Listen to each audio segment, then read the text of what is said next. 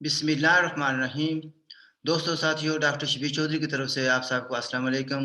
Very good afternoon from England. मैं कुछ बातें करना चाहता हूँ आपकी खिदमत में। मेरे एक दोस्त हैं, वो जब भी सवाल करते हैं बड़ा मुश्किल सवाल करते हैं। उनको पता कहते हैं कि गारगा भेदी।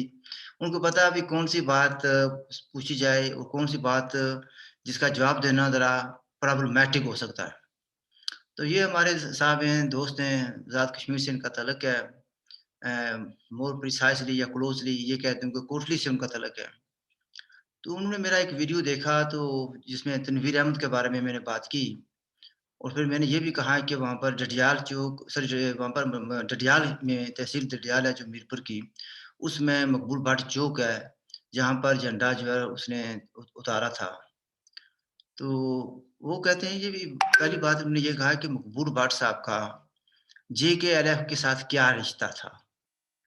और फिर उसके साथ ही उन्होंने ये कहा कि उस मकबूल बाट चौक जो है, उसमें लिबरेशन फ्रंट का झंडा क्यों था?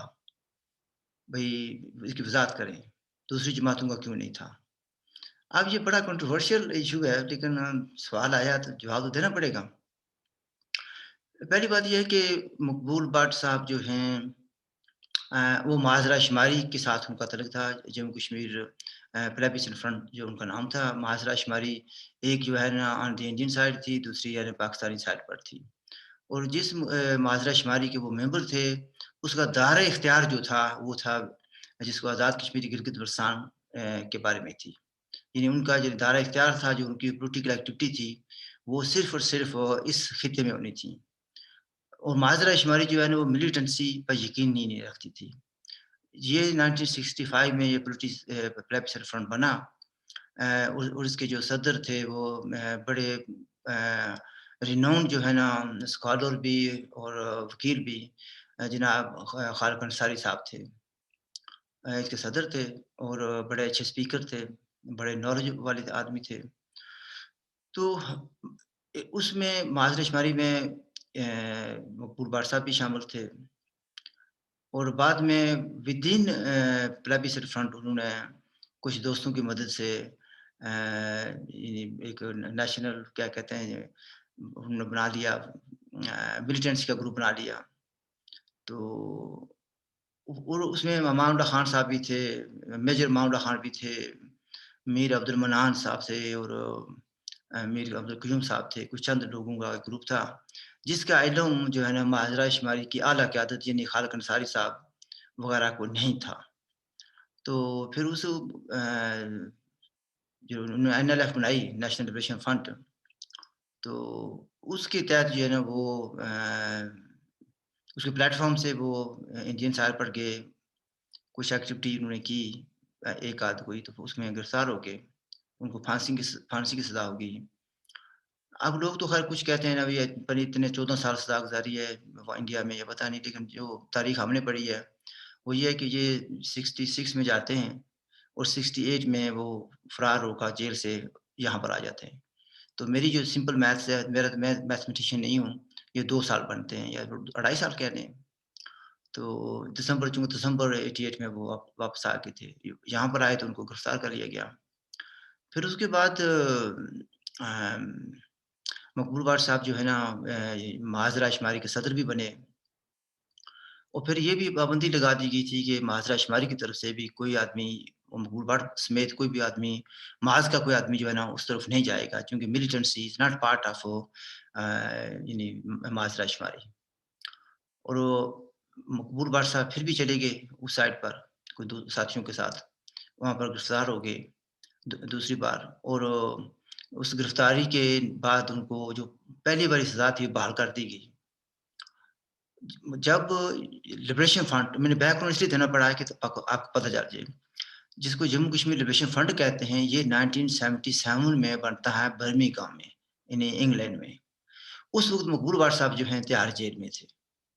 इससे आपको पता चल गया है कि मकबूल बाट साहब का लिबरेशन फ्रंट, ख़्वा वो मामून खान साहब की हो या यासीन मलिक साहब की हो या किसी और खान साहब की या किसी और मलिक साहब की हो, यानी जितने ग्रुप्स हैं ना, उनका किसी का भी मकबूल बाट के साथ कोई डायरेक्टली ताल्लुक नहीं था, कोई रिश्ता नहीं था।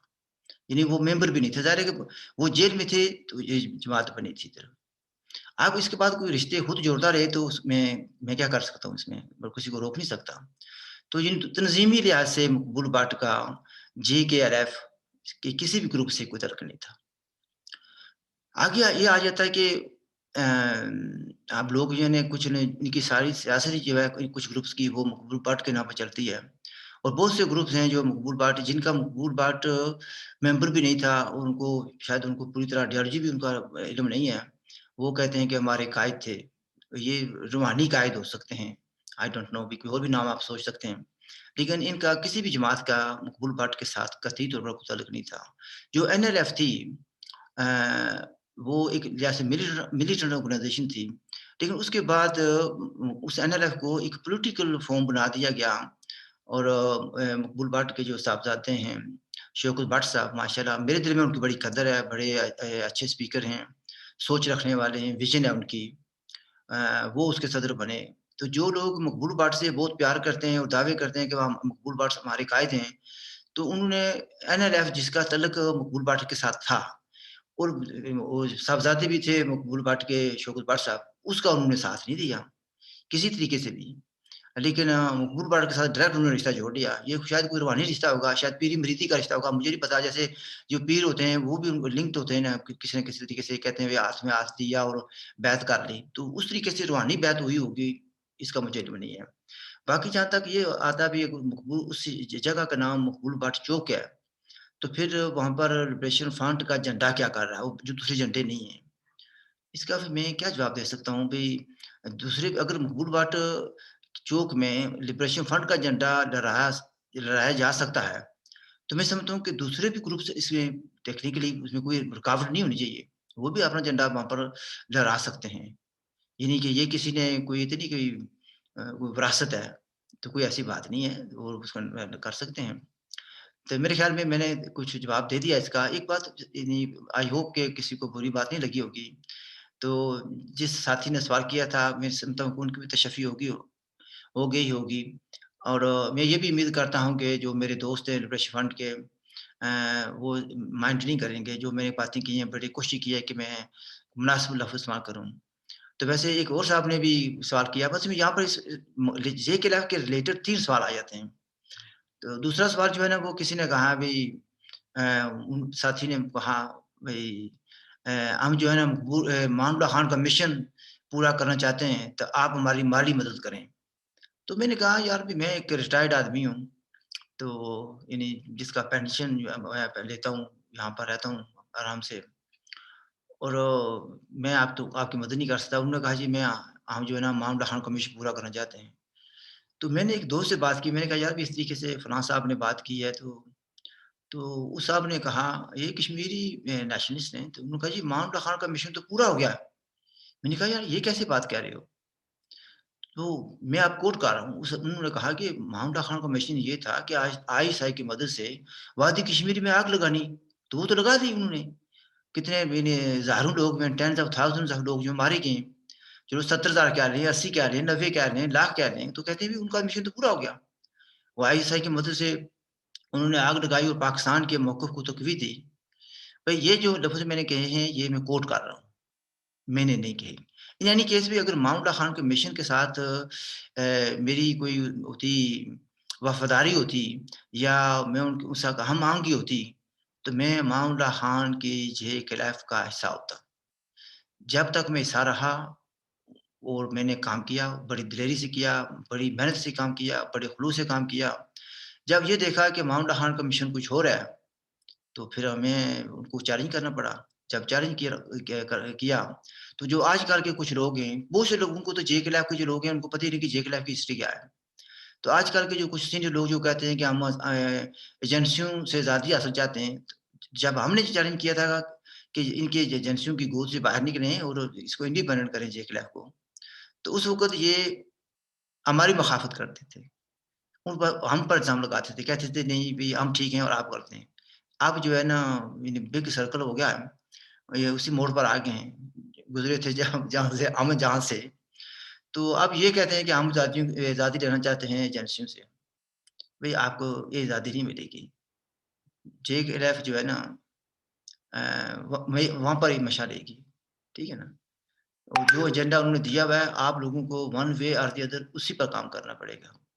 یہ میں بات اسی پر ختم کرتا ہوں۔ تو ایک سوال اور بھی ہے، اس سے JKLF کے ریلیٹڈ ہے، لیکن جواب جو ہے نا کچھ لمبے ہو گئے ہیں۔ آئی لیو اٹ ایٹ دیٹ، مجھے سوچنا پڑے گا کہ اس کا جواب دوں یا نہ دوں۔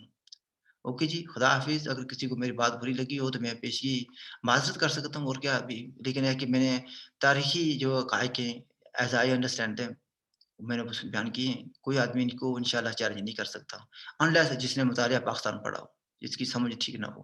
اللہ حافظ۔